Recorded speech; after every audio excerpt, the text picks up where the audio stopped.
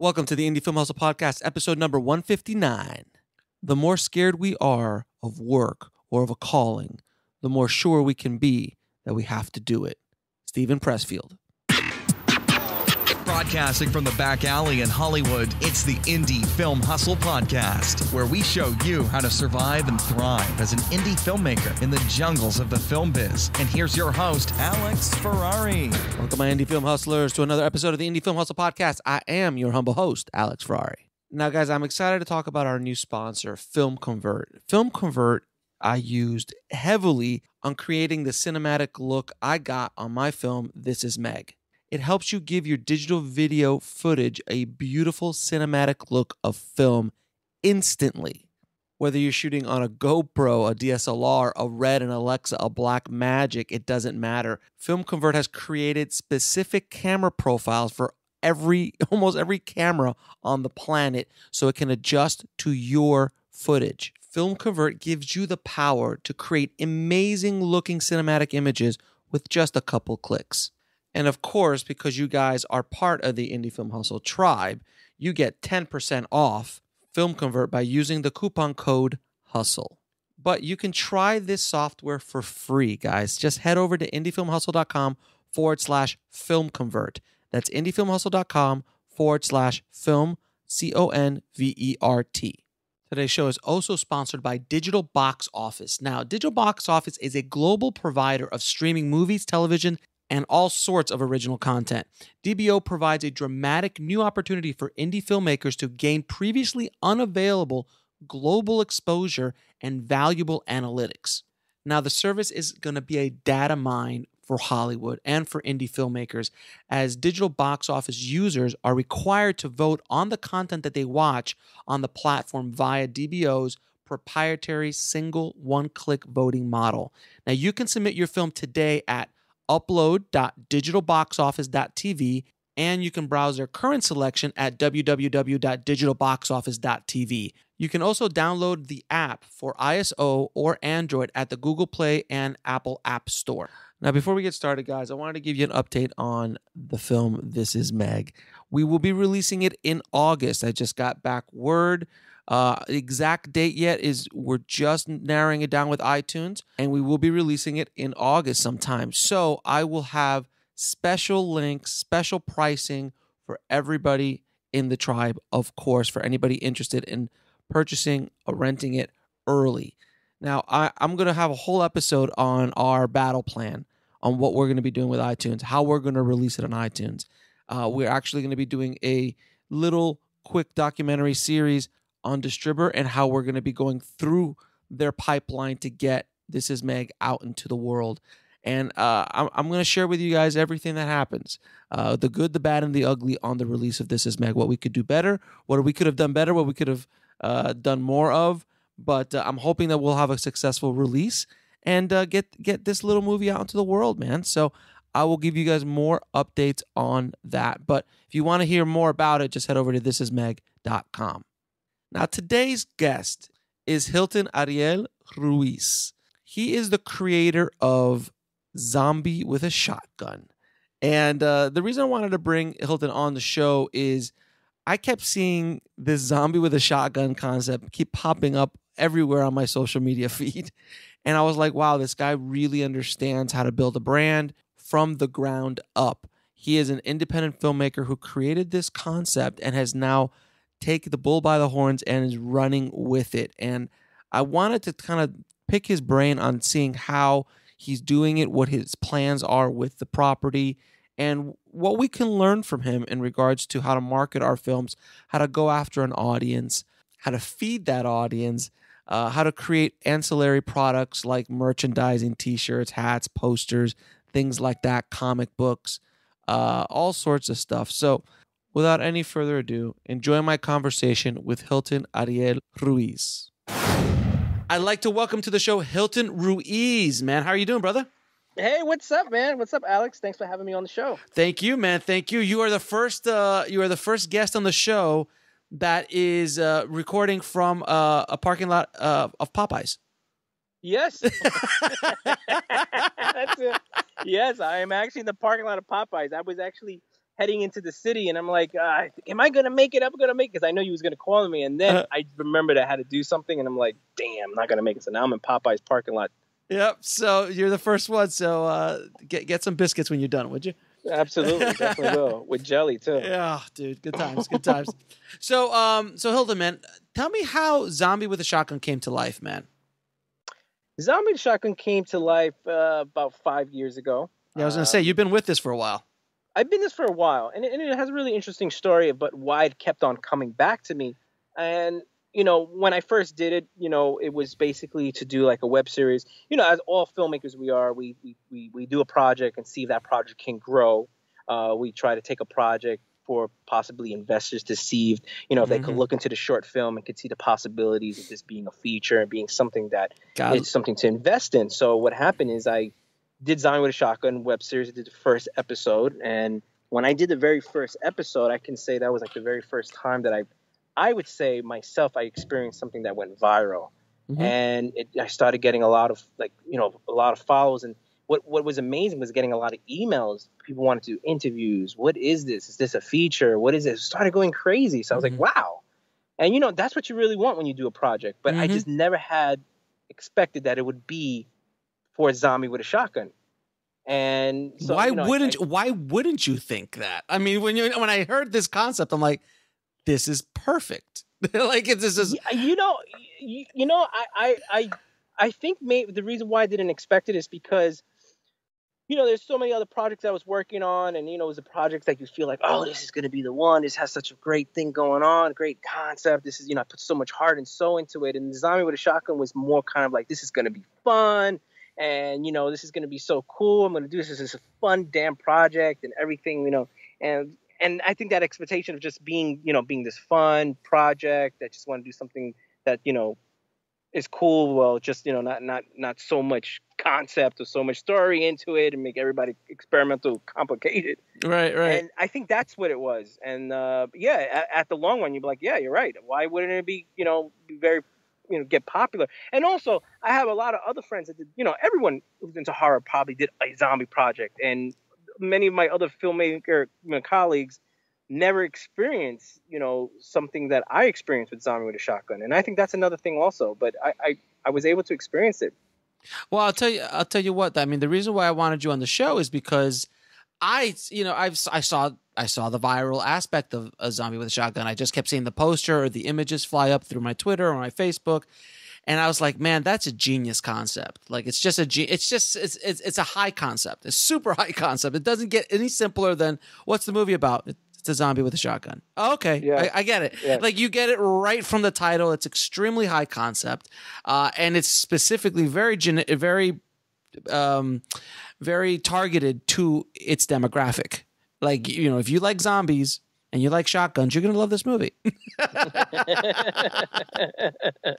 So, and then you self-financed the original web series? Yes, I self-financed they're very small, like between 4 and 5 minutes the episodes. And we plan to actually do a lot more episodes, but we were only able to do 5. The lead actor and the actress did not live in New York. The lead actor did live in New York, but then he moved to California. He was getting a lot more jobs out there and everything. Sure. He moved out there, and Zombie with a Shotgun also helped him getting other things also. So I understood that. So it was really hard to get him back and forth, but whenever he had the chance to come to New York, we shot an episode. So in total we did 5. Okay. And what did you do for marketing? Did you actually push this out there, or how did it get the viral kind of action? No, and my first plan was, I did not market it at all. What I just did is just put it up on a Vimeo.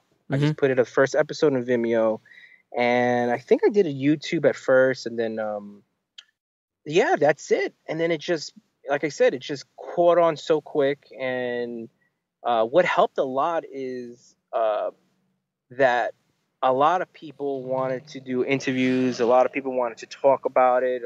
So that was starting to, stack up a lot, of course, and with that fan base and the other fan base.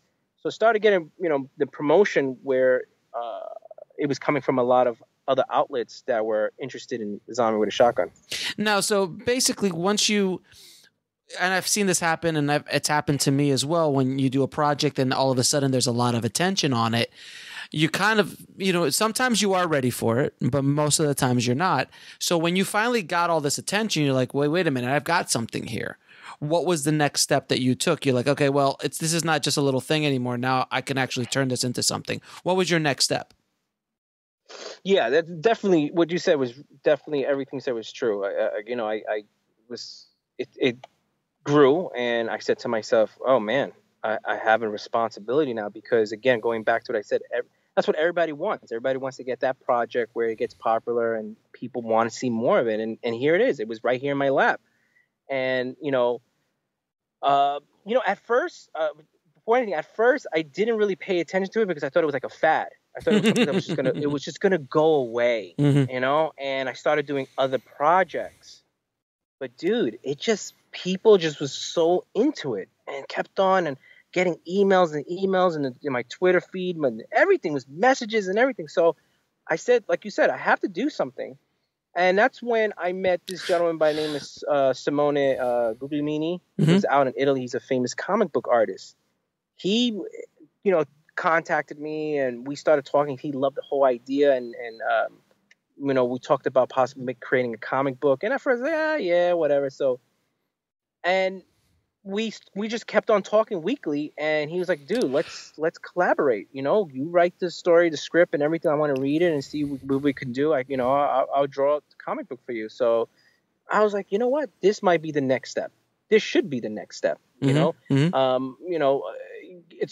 it is. I don't have to tell you, Alex. It's hard to go out there to find people for money just to give you money. It doesn't work. It's called a unicorn. That's a unicorn, sir. It's if you see one, it's a miracle.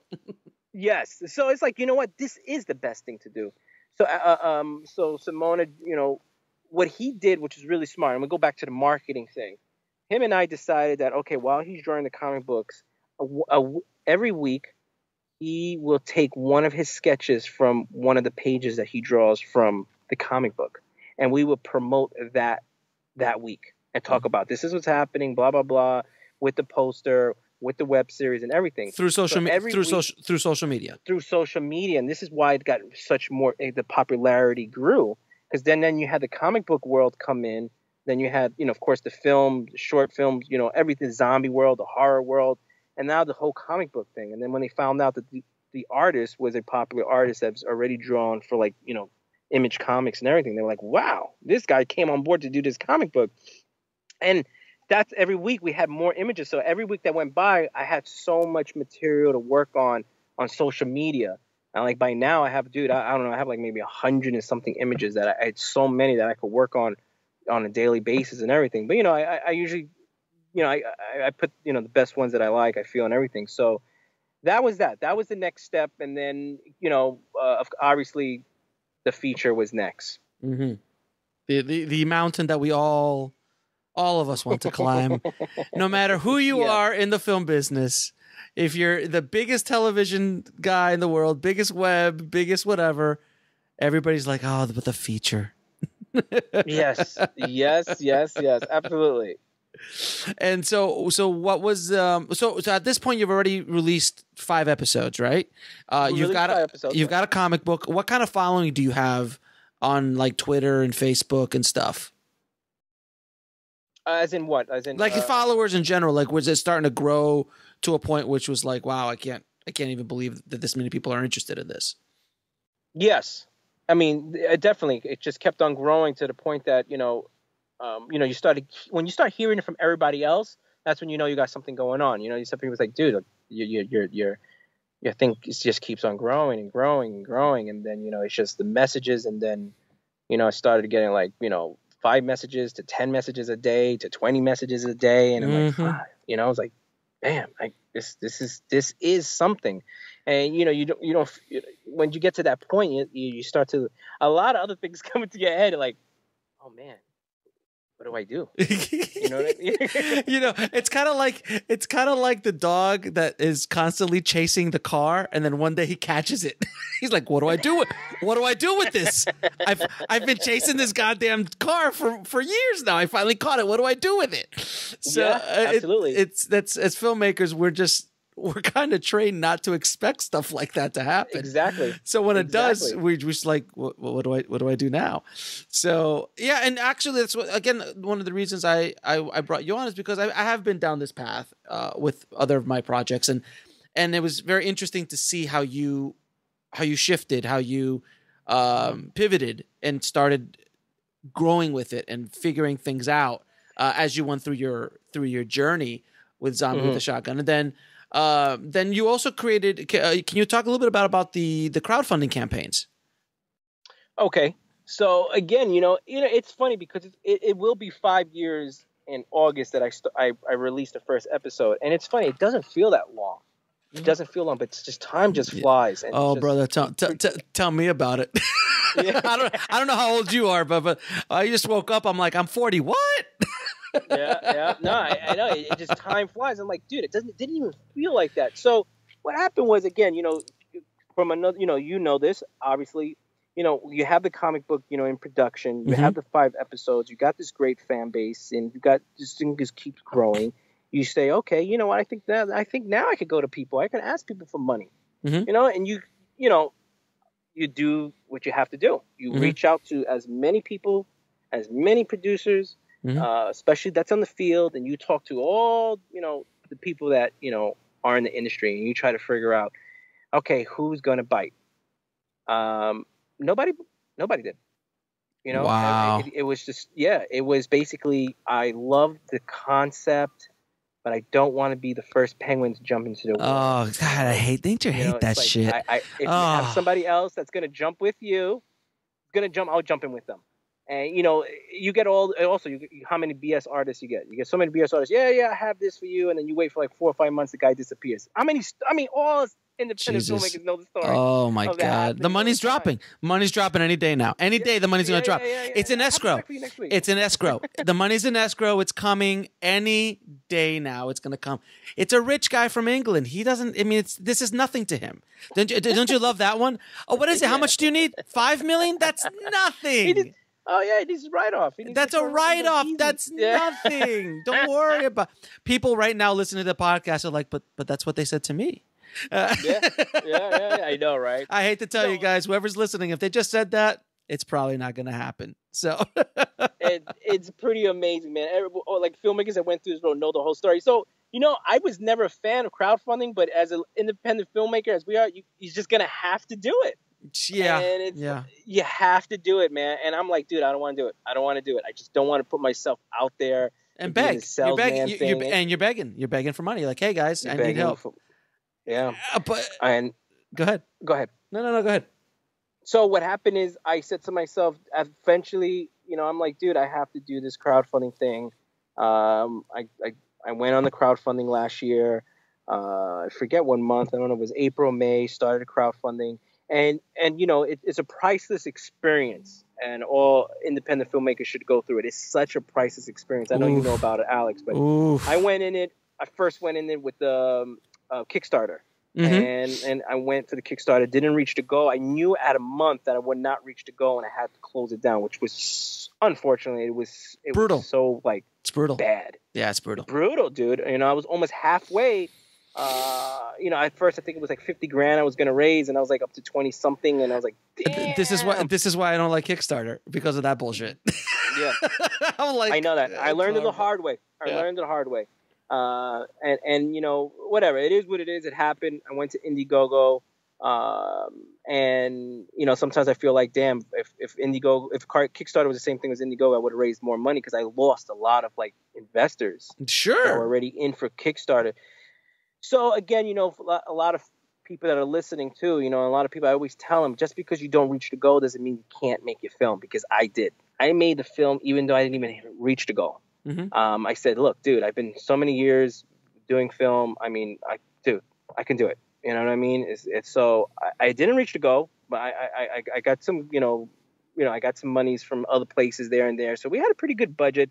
we started in, I think, like I said, April, May, and then I had to open it up, and then June and July was the Indiegogo. Mm-hmm. And believe it or not, and I'm such a crazy guy.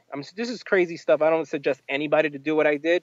As soon as I finished the Indiegogo, which was like in the first week of July, in 1 month I started production. I know.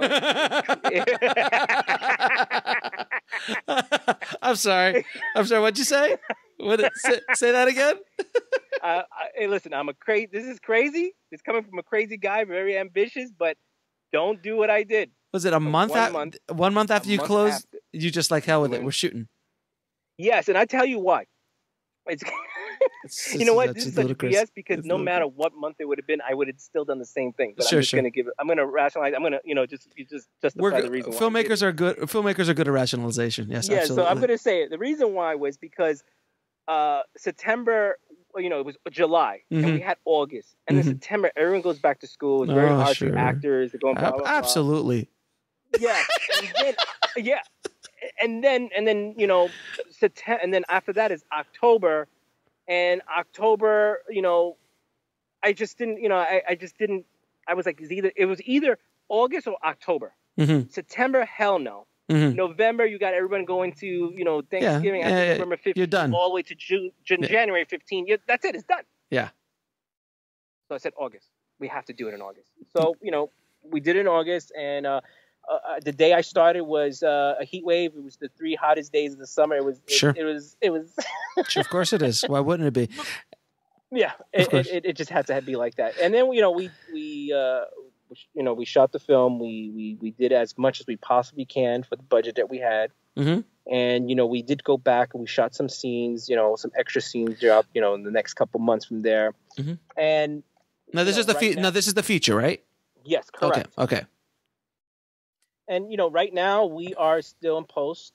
We feel we should have something in the next month, like I would say a possibly locked cut, and from there we go to the other fun stuff, which is, we shoot another scene to make this make sense. So let me ask you a question, because I know this is something that a lot of filmmakers go through. For me, being in post and being my own editor, when I did my feature film, I was done cutting it in 3 weeks, and then I was finished with it within another month. I had everything done, audio, color, the whole ball of wax. What's taking so long, and why is it taking so long? Just so other filmmakers don't understand and also feel your pain. Money. Yeah, there it is. It comes. Yep, it's money. I mean, you there's so much that I can do. You know what I mean? I'm going to need somebody to come in, like a visual effects artist. I'm going to need a title, a sound mix. I'm going to need a freaking composer, colorist, and just so many things. ADR, come in back with sound, fix sound, go back to. It's so much elements there that, like, you're right. A lot of people don't understand that. And then after that, the other thing people don't understand is, okay, I finished the film, I got everything done. Okay, you release it next week? No, because if you want to go distribution, you got to wait till when their slot of releasing films out, and that could be 6-8 months down the road. So let me ask you a question though: are you going to self-distribute this, or are you going to try to get a distribution deal out of this? That is a big question. I'm going to be honest with you, Alex. I don't know until I think I will have that answer once I look at that final cut, and I can say to myself, do I have still more in the tank to self-distribute? That's the thing with self-distribution, man, because you gotta it's a thing. Yeah. I'm about to self-distribute my feature this summer, and but let me put, if you don't mind, I'm gonna do you want some unsolicited advice? Yeah, dude. I mean, I have my theory that what I'm thinking to do. I can say it out also what I'm thinking to do. So what are you gonna do? What are you gonna do? I'm thinking, okay, this is my, for independent filmmakers out there, I'm thinking I'm going to go international. I'm going to go Canada and Europe. Somebody to get Canada, Europe. You could take, whoever wants it, could take that. And domestic, I'm probably going to, I think I'm going to take a stab at self-distributing and doing it myself here in domestically. Okay. I know they have Quiver. I know they have Distributor and all that stuff. I've been looking through all that stuff. So that's what I'm thinking. I've talked to many people, as you know, and a lot of people, even professionals out there that I've spoken to. I don't know whatever you call it, professional, but people that have been really experienced, telling me that for my project, they think that's something that I should do. So, I mean, tell me, give me some of your advice. My advice is that, well, first of all, I would throw Distributor in there without question. They're the guys. If you're going to go self-distribution, they're better than Quiver in many aspects of things. And I'm biased because I work with them all the time and they're distributing my movie, but they're really good people. But what I would say is, from my experience of delivering God knows how many feature films over the course of my career, a project like this, because you have a fan base already here in the States and overseas, and you have basically the cost of the project is fairly low for you. In other words, you don't have $200,000. You don't have a mortgaged house on this, correct? No. All right. No, exactly. no, I don't. You laugh, but I know these guys. I know. Yes, I know too. I know that I had a friend of mine, a buddy of mine. Is like, yeah, I just finished my feature. I'm like, what? How much it costs? Oh, it costs $250. I'm like, okay, but it has no stars in it. It's nice. It looks great, but it's no stars in it, and it's kind of like not a genre piece, but it's kind of like a drama action or a drama thriller. And I'm like, where'd you get the money? He's like, yeah, I mortgaged my house. I'm like, are you an idiot? Yeah, like, why wow. on God's green earth would you do that? And I've done multiple rants on my podcast about that. That don't do that. It's not sexy anymore. Look, Kevin Smith did it. That's fine, but don't do it anymore. It's just no. Yeah. So with this kind of project, I would say, because you don't have any bankable stars in it, the thing that sells your movie is the concept. Zombie with a shotgun. Yep. So Zombie with a shotgun can pretty much sell anywhere in the world. It doesn't matter who's in it, because of purely of the concept alone. The poster art, the concept, it sells itself. For you, I don't foresee you getting any upfront money from distributors for a film like this. No. Just don't see it. I agree. Yeah, in today's world, in today's marketplace, very difficult. And if you get anything. But you could find people to help you distribute overseas or distribute internationally in one way, shape, or form. But I think your plan of staying in distributing it yourself in domestic is absolutely the way to go. There's no question, because you have an audience already. Yes. You have an audience. So if you are able to market to that audience and push it, you can get it up on iTunes, get it up on Amazon, possibly sell it out to Hulu for SVOD or Netflix or Amazon Prime. But you could do TVOD first. There's multiple different distribution strategies for it, but I think that's the way to go, man. There's no question about it. Yeah, I say, dude, like I said, I've spoken to so many people. They're like the guys that really know their stuff. Yeah, it's exactly what you're saying, and that's basically the plan that I was telling you. That's going domestic with, like you said, distributor, and international. I give it to somebody. I don't expect, again, you're absolutely right. There's no star actors, so there's no money really going to come up. You know, I already, those deals, you just know that they're going to happen. I mean, a lot of people have high expectations when they do a feature that they're going to get. I already know that there's nothing going to be upfront money, so I already feel, what's really going to happen. So that's basically the plan that I want to do, and I think it could do well. In that sort of strategy, and where it can take me to the next level. Now, what have you? Obviously, are you selling the comic book now? I can't hear you say again. Are you selling the comic book now? Yeah, the comic book is releasing next month. Okay. And the second issue should be promoting advertising in the next couple weeks. So we've gotten to the point where right where the movie is about to get the locked and everything, the comic books is coming out, so it's going to be a really exciting year to see how much further the design with shotgun is going to go. It's definitely good. It's been going, design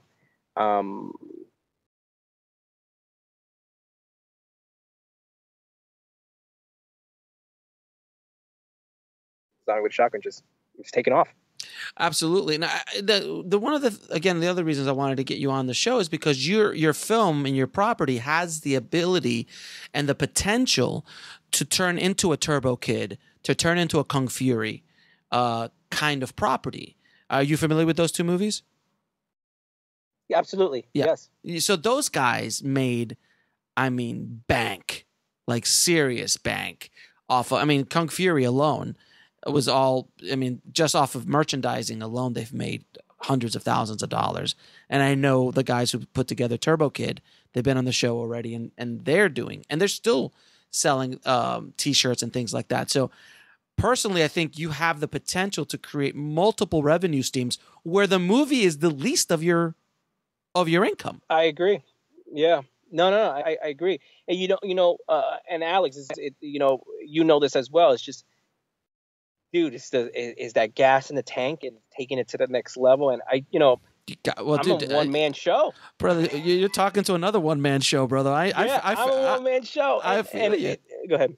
No, I feel you. The thing is, for something like this, you got to start bringing in strategic partners. You've got to start bringing in people that can help you get your thing, like you did with the comic book. You found someone who could partner with. Yeah, that's what I'm trying to do right now. I'm trying to get people to come in, like I got with the comic book. A lot of people was telling me that. Here's another example. People tell me that I should self-distribute the freaking comic. I'm like, hell no. Mm-hmm. And I spoke to very experienced comic book artists, and they've told me, dude, do not do that. So I brought people to come in as a publishing company coming in. They're going to be handling all that stuff. I just can't do everything one-man show. So with the merchandising, it is something that working on right now, setting up a new webpage, getting, like you said, shirts, posters and stuff like that. So that's the next thing that I'm working on, trying to get somebody on, the right person to come on to, have the whole logistics down, layout of the website, merchandise and everything. So that is the next step that we're working on. I mean, you have the potential, man, to turn this into an industry, at least a small business, that you can actually start generating serious revenue with. Because just again, on the concept alone of the IP of Zombie with a Shotgun, people who don't even care about the movie will buy a T-shirt with Zombie with a Shotgun. Totally agree with you, dude. Listen, I'm gonna say it out now on the show. I already have people offer me for the IP. Oh, I'm sure. The IP is an insane IP. It's a great IP, and you should. And when I say, by the way, anyone who doesn't know what an IP is intellectual property. That's what Hollywood runs on. It's all intellectual properties. Disney, Star Wars. Star Wars, pretty decent IP. Indiana Jones, pretty decent IP. So Marvel, pretty decent IP. So, but that's how Hollywood runs. So you have in this genre a very, very powerful IP that you should be able to milk and get multiple revenue streams from without question. So you ask yourself if you have the gas in the tank. My advice to you is, dude, if you don't have gas in the tank, go to the gas station and fill the fuck up because this won't happen again. This might not happen again, so you've got to take advantage. It won't happen again, and that's I'm going to tell you a really quick story. Mm-hmm. I had, like I said, I've been approached with a lot of people. I had actually an attorney contact me, somebody who was interested in the IP, and you have to have those discussions because you don't know later on. Maybe I'll get back to them or whatever. Mm-hmm. So one of the discussions the attorney was telling me was like, you could take this out of your hands and start another one. I'm like, dude, it doesn't work like that. It doesn't happen like that. I said, it won't happen again like that. It doesn't, you just don't come the next day and say, okay, I got this another idea and it's going to grow just the same way as the first idea. And lightning in a bottle. It's lightning in a bottle. It's very difficult to get. It's not going to happen again. I mean, I'm never saying never, but I'm not going to take that chance. No, I mean, look. George Lucas got one idea, and he really rode that hard, and he built an empire off that one idea, and grew, and then he also had Indiana Jones, and that was another lightning in a bottle, so he got it twice. But the point is that yeah, you should definitely take advantage of this, man. And I'm sorry that the interviews turned a little bit more into a counseling session. I'm sorry. No, but all the things that you said, dude, I've gotten, you're probably like the 1,000th person that's told me. Okay. And I've like I said, I've been doing everything that that I've been doing the right thing all along, and to me, one of the most important things for me for the Zombie with a Shotgun, before I went into venturing to the merchandising aspect, is the comic book. Mm-hmm.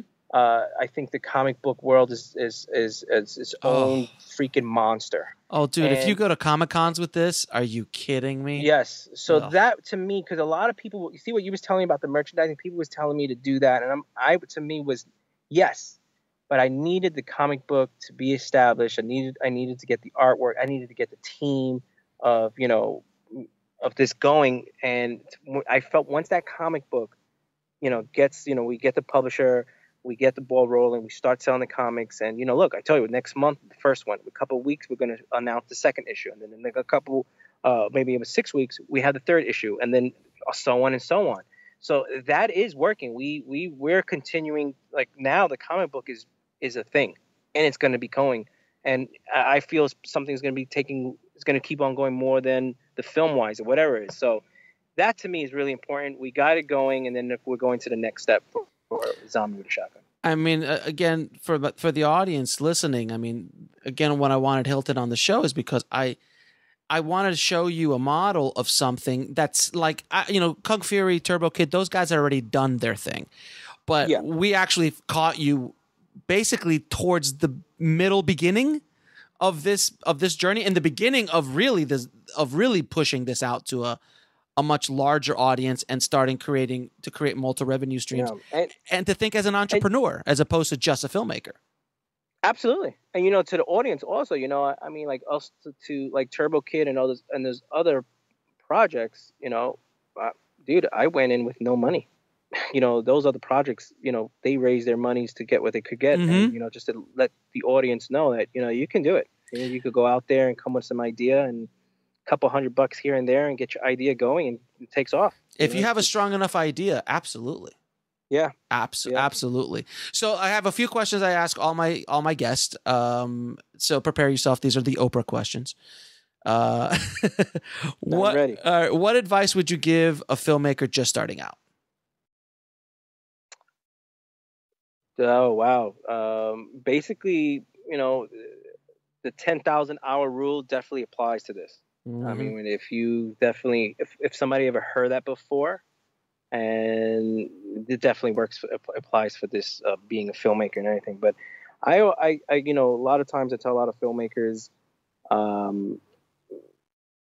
just as long as you believe in that one project that you want to do and stay passionate about it, you'll get a team that will believe in it, because you have to believe in that project, and make sure it is the project that that you feel it's going to work or whatever. But at the end of the day, it's your artwork. But as long as you feel passionate about the project and you feel strong about it, you create this aura around it, because then when you start getting the team assembled, they see you believe in it and they start to believe in it. And that's very important in a project, to get that backing of, because it is a team. It's a team effort. It's a team project. It's never one guy doing it. So once you get so many people, like for example, with Zombie with a Shotgun, it's very hard to do independent, because they believe in it. They see it and say, oh man, the filmmaker who created this believes in it so much, that must mean it's something there. So that's what I tell a lot of big filmmakers that go out there. Just make sure you believe in the stuff that you do. Okay, fantastic advice. And what is the lesson that took you the longest to learn in the film business or in life? A team. Again, I go back to that. You start to realize that it's a team effort. It's not you. It's not, you're not the only guy doing it. You have to have everybody around you do. They have to. Everyone that goes 100%. On the project. And without the team, without help, you can't do it. You need help. No, as Bon Jovi says, no man is an island. Yeah, exactly. You need help to do projects and do film, and that's the most important. Make sure you trust that help. Make sure you trust that person. Somebody's going to be with you for a long time, or whoever comes on. Maybe it's a different project, or different people.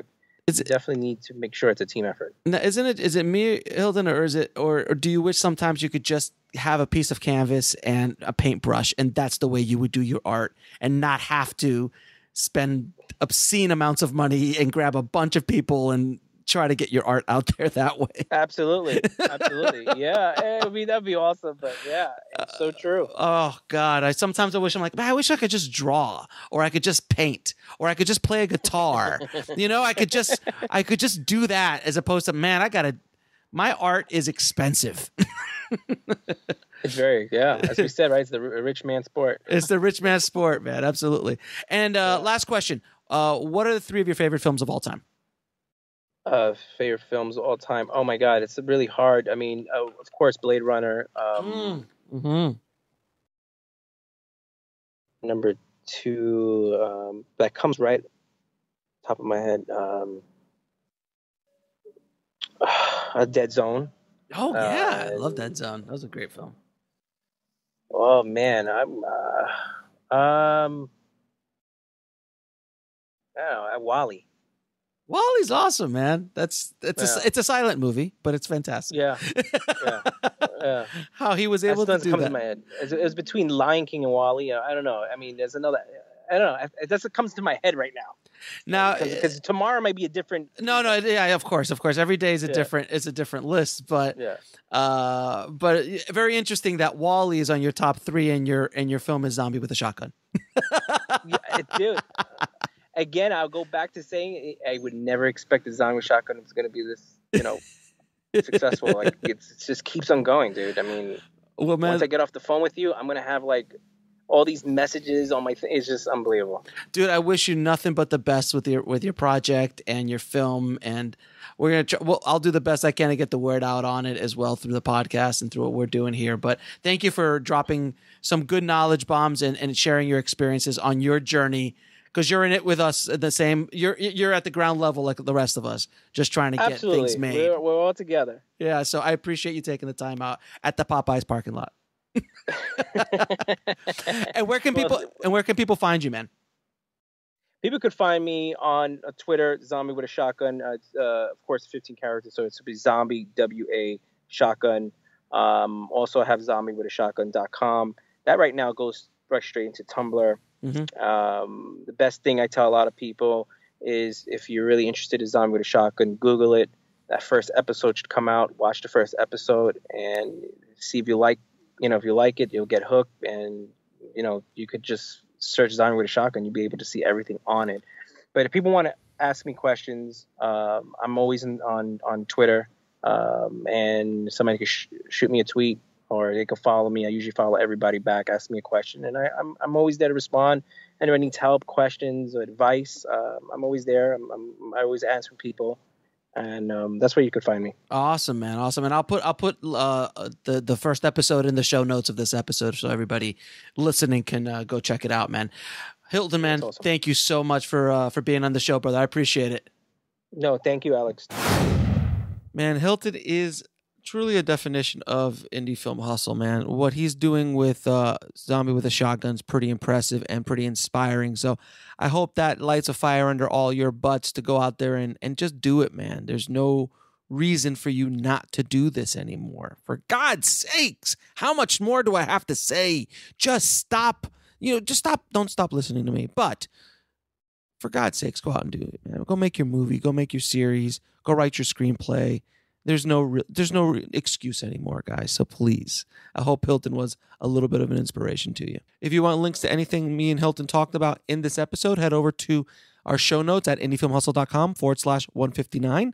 There you'll also find links to all of our sponsors and all of his contact information as well. So guys, I'm going to continue to try to do at least 2 episodes a week, 1 new one a week, and 1 throwback Friday a week, and possibly do more. But I am in the weeds on this show I'm doing for Legendary, the space program, where we're doing over 100 visual effects shots per episode, and we're popping them out almost weekly. It's insane. I am going crazy. It's actually 4 o'clock in the morning right now. And it's honestly the only time I have to record this. But I do it for you guys, man, because I love you guys. And I want to make sure I keep giving you guys the inspiration, the knowledge to keep that hustle going. So on that note, keep that hustle going. Keep that dream alive. And I'll talk to you soon. Thanks for listening to the Indie Film Hustle podcast at indiefilmhustle.com. That's INDIEFILMHUSTLE.com.